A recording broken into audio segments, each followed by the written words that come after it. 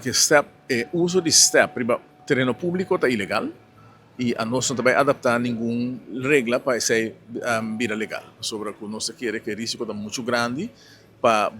traficar riba carretera que nós temos no país Aruba e um step. Que tem certo país no mundo que não pode ser, porque não tem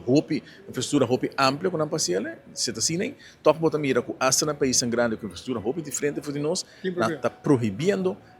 aparato na que é peligroso. Impacto com ele está no momento que tem um step e traficando riba nos carreteras está grande se bem tem contato com outro veículo motorizado. Por isso, a nós não também legalizar, nós está trahando duro para saquefa de infrastructura público e não podemos sair batalha com nós bando uma batalha não somente de ilegalidade de step, certa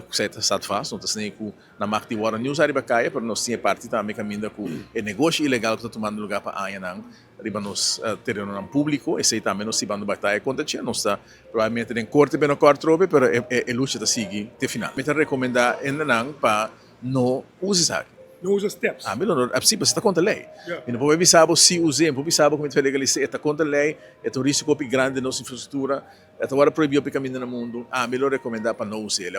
Se você se demorar, logicamente, não sabe não assim, mas rebater no público é proibido. Você corre com ele demorar em casa, se você corre rebater no privado, esse é não pasobra,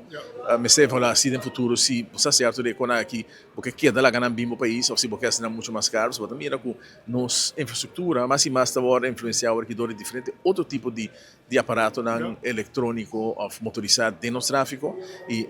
daqui é uma coisa muito faciosa se você vir mesmo Latinoamérica, não? E que você mira 3, 4 anos step ou brommer ou bicicleta chiquito, scooter com aí, anto com human made tata dilante mão para trás, perigo grande, não sei se trata lo que você, mas toca porque manter certo nível de desenvolvimento e nível de apresentação como país e seguro como país turístico.